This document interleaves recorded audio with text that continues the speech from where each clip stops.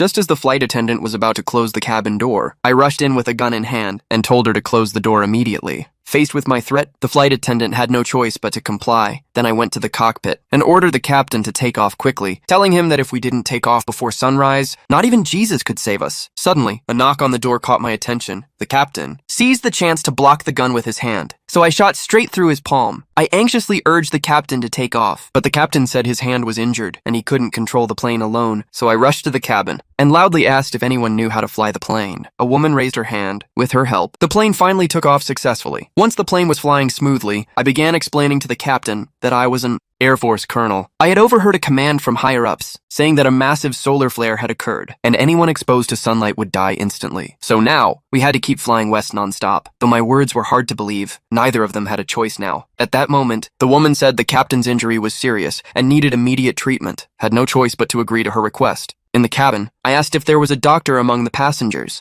but a man suddenly grabbed the gun from my hand. Under his threat, I was locked in the bathroom, but the next second, the man pointed the gun at the captain. He asked the captain if what I said about the solar flare was true. The captain also said he didn't believe me, and that he would land at the nearest airport to refuel, then continue the original route to Moscow. After thinking for 2 seconds, the man handed the gun to the captain. Soon, the plane was preparing to land, but what the captain saw at the airport made him freeze in shock. The entire airport had descended into chaos, which made him start to doubt, could what I said be true?